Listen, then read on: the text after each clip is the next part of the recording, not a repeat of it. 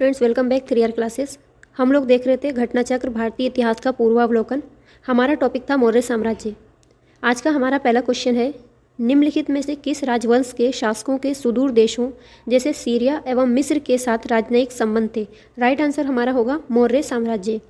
अशोक के धम्म का मूल संदेश क्या है? राजा के प्रति वफादारी, शांति एवं अहिंसा, बड़ों का सम्मान, धार्मिक सहनशीलता। राइट आंसर होगा ई, उपयुक्त में से कोई नहीं, उपयुक्त में से एक से अधिक। अशोक धर्म एक नैतिक संहिता थी। अशोक अपने दूसरे और 7वें शिलालेख के माध्यम से संदेश देता है, अपा सिन्वे बहु कयाने दया दाने सचे सोचे मादाय साध्वे चा, अर्थात कम पाप करना, कल्याण करना, दयादान करना, सत्य बोलना, पवित्रता से रहना, स्वभाव में मधुरता तथा साधुता बनाए रखना।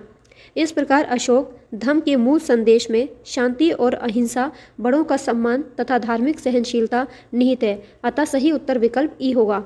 निम्न में से अशोक के किस शिलालेख में पारंपरिक अवसरों पर पशु बलि पर रोक लगाई गई है? ऐसा लगता है कि ये पाबंदी पशुओं के वध पर थी। इसका सही आंसर हमारा होगा बी, स्तंभ अभिलेख 5 में ऐसा कहा गया है। अशोक के प्रथम शिलालेख में पशु बलि निषेध के संदर्भ में लेख इस प्रकार है, यहाँ कोई जीव मारकर बलि ना दिया जाए, ना कोई उत्सव किया जाए।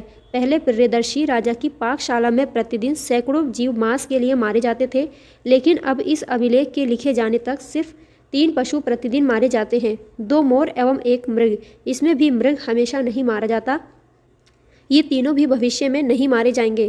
5वें स्तंभ लेख के अनुसार अशोक द्वारा राज्य अभिषेक के 26वें वर्ष बाद निम्नलिखित जीवों का वध निषिद्ध किया गया: तोते, मैना, अरुणा, जंगली बत्तख, नंदीमुख, चमगादड़, रानी चींटियां, मछली, कछुआ, शाही गिलहरी, हिरण, बैल, श्वेत कबूतर, घरेलू कबूतर और ऐसे चौपाए जो खाए न जाते हों और अन्य किसी काम न आते हों। प्रत्येक पक्ष के 8वें, 14वें और 15वें दिन तिस्से और पुनर्वसु के दिन तीनों ऋतुओं की पूर्णिमा को तथा दूसरे त्योहारों पर बैलों, बकरों, सुअरों तथा अन्य जानवरों को बधिया न किया जाए।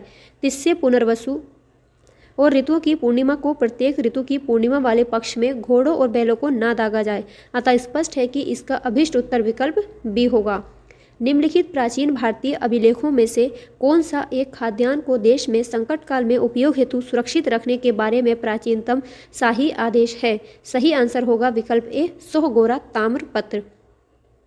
गोरखपुर जिले से प्राप्त सोहगोरा ताम्रपत्र अभिलेख और बोगरा जिले बांग्लादेश से प्राप्त माहिस्तान अभिलेख की रचना अशोककालीन प्राकृत भाषा में हुई और इन्हें ईसा पूर्व 3री सदी की ब्राह्मी लिपि में लिखा गया।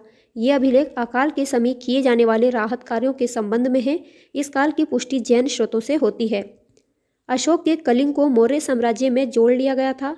कलिंग दक्षिण भारत को जाने वाली स्थलीय एवं समुद्री मार्गों को नियंत्रित करता था। सही उत्तर का चुनाव कर दिए गए कूट का प्रयोग करना है। राइट आंसर इसका हो जाएगा, एक मिनट देख आ गया, इधर आएगा। इसका राइट आंसर होगा ए, मतलब इसका कथन और कारण दोनों सही है। अशोक ने अपने राज्याभिषेक के 8 वर्ष बाद कलिंग पर विजय प्राप्त कर उसे मौर्य साम्राज्य में शामिल कर लिया। दक्षिण के साथ सीधे संपर्क के लिए समुद्री तथा स्थल मार्ग पर मौर्यों का नियंत्रण आवश्यक था। यदि कलिंग स्वतंत्र देश रहता तो समुद्री और स्थल मार्ग से होने वाले व्यापार में रुकावट पड़ सकती थी। अतः कलिंग को मगध साम्राज्य में मिलाना आवश्यक था। इस प्रकार कथन और कारण दोनों सही हैं तथा कारण कथन की सही व्याख्या भी है। मौर्यकालीन शासकों ने धार्मिक आधार पर भू अनुदान नहीं दिया था। भू अनुदान के विरुद्ध कृषकों ने विद्रोह किया। इसका राइट आंसर होगा सी, ऑप्शन सी। ए सही है परंतु आर गलत है। धार्मिक आधार पर भूमिदान का प्रथम साक्ष्य मौर्योत्तर युगीन राजवंश सातवाहन के समय के एक अभिलेख से प्राप्त होता है। मौर्यकालीन शासकों ने धार्मिक आधार पर कोई भूमि दान स्वरूप नहीं दी थी। भूमिदान के विरुद्ध कृषकों के विद्रोह का कोई वर्णन नहीं प्राप्त होता है। अतः कथन ए सही है जबकि कारण आर गलत है।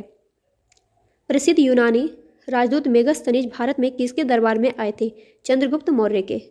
मेगस्थनीज सेल्यूकस निकेटर द्वारा चंद्रगुप्त मौर्य की राज्यसभा में भेजा गया यूनानी राजदूत था। इसके पूर्व वे अराकोसिया के क्षत्रप के राज दरबार में सेल्यूकस का राजदूत रह चुका था। मेगस्थनीज ने काफ़ी समय तक मौर्य दरबार में निवास किया। भारत में उसने जो कुछ भी देखा सुना उसे उसने इंडिका नामक अपने ग्रंथ में लिपिबद्ध किया। गाइस इसको नोट करिएगा, ये पूछा जाता है इंडिका किसका ग्रंथ है? सेल्यूकस मेगस्थनीज का। किसके दरबार में आया था ये? चंद्रगुप्त मौर्य के दरबार में आया था। मेगस्थनीज दूत था, किसका दूत था? सेल्यूकस निकेटर का। किसके शासनकाल में मेगास्थनीज भारत आया था? चंद्रगुप्त मौर्य के दरबार में मेगास्थनीज यूनान से भारत आया था। मौर्य साम्राज्य का 7 वर्गों में विभाजन का विशेष रूप से उल्लेख किया गया है। जो मौर्य साम्राज्य था उसका 7 वर्गों में विभाजन किस रूप में किया गया है? ये होगा मेगास्थनीज की पुस्तक इंडिका में। मेगास्थनीज ने अपनी पुस्तक इंडिका में भारतीय समाज को 7 श्रेणियों में विभाजित किया है। ये पीसीएस में पूछा गया क्वेश्चन है कि कौन कौन सी 7 श्रेणियाँ थी, तो उनको ध्यान से देखेंगे। दार्शनिक, कृषक, पशुपालक, कारीगर, योद्धा, निरीक्षक तथा सभासद। मेगास्थनीज भारतीय समाज में दास प्रथा के प्रचलित होने का उल्लेख नहीं करता है। मौर्य काल में कोई भी व्यक्ति ना तो अपनी जाति से बाहर विवाह कर सकता था और न ही उससे भिन्न पेशा ही अपना सकता था। मेगास्थनीज ने भारतीय समाज को कितनी श्रेणियों में विभाजित किया है? उसने 7 श्रेणियों में विभाजित किया था मौर्य साम्राज्य को। गाइस, आज की क्लास में इतना ही है। मिलेंगे इसके आगे के क्वेश्चंस के साथ। तब तक के लिए अपना ख्याल रखिए, पढ़ते रहिए।